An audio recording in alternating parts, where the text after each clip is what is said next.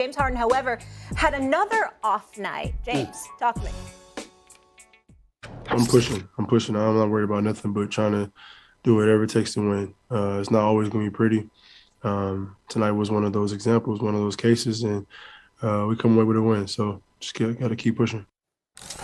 You know, Magic, makes some sense for me because I'm an East Coast girl, and this whole East Conference, it's just a lot's happening. I don't know who to trust, what to believe. Yes. Are you confident or concerned about the Sixers?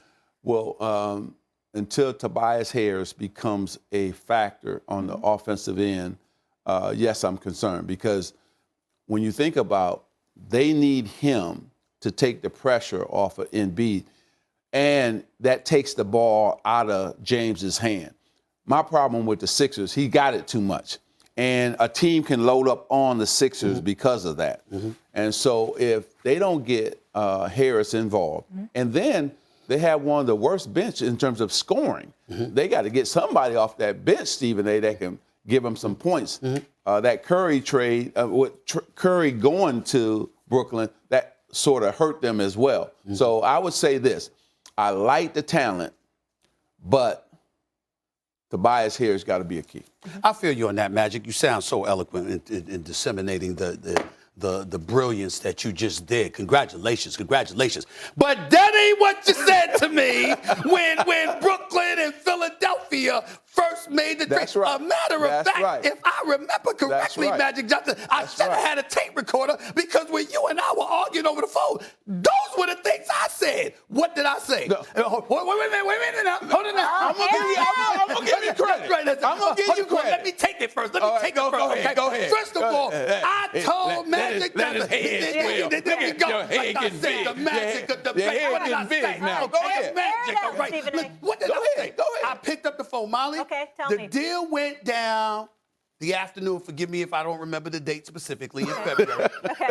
The first thing I did was pick up the phone and call Magic. That's the first. I said, my man, you see what just happened? He said, Stephen A., I'm just telling you, Stephen A., you got this all wrong. What do you mean I got it all wrong? I told him. I said, it's going to be a problem. James Harden with Joel Embiid, we don't know about that. Tobias Harris, how he going to get involved? We don't know about that. Oh, by the way, where's that bench? They gave away Seth Curry. They gave away Andre Drummond. Okay, excuse me, Ben Simmons. He said, no, Stephen A. I'm talking about this year. I know down the line in the future, they're going to be all right. But right now, Stephen A., I'm not so sure. And I said, let me tell you something. I ain't sure about Philly. I ain't saying Brooklyn gonna win the chip now. I understand. Oh, that. no, hold up. See, I'm giving you credit. Now you're trying to take too much credit. Because you told me Brooklyn gonna win it this year. And I told you, not without defense.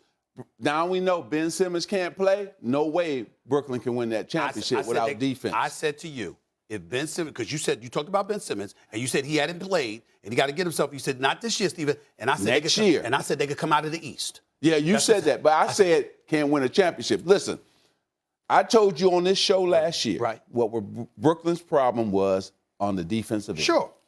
Until they can shut you down, they're not going to be able to win a championship. Now, you were right with Philly. I give you credit. You corrected me. And you said Tobias Harris has to be a major part of the puzzle. You're absolutely right. I apologize. You're right. I was wrong. Now, let's get to what they have to do. Okay. So what they have to do is definitely get that ball in his hand.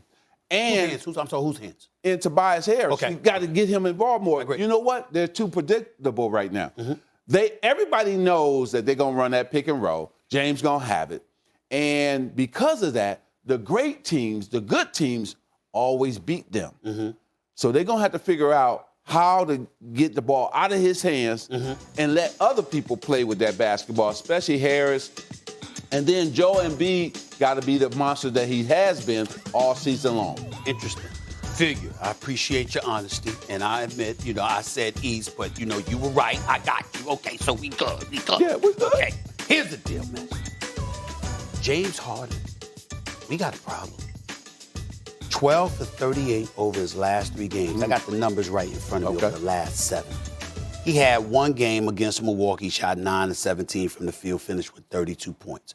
Other than that, 7 for 18, 7 for 15, 2 for 11. Last 3 games, 4 for 15, 4 for 10, 4 for 13. We got a problem. Yeah. And here's why it's a problem. James Harden doesn't have the personnel to be what he was in Brooklyn, where he passed first, was deferential, shot later. People are saying they need him to go back to being what he was in Houston. Right. A, can he still be that dude that he was in Houston? And B, would that be good enough?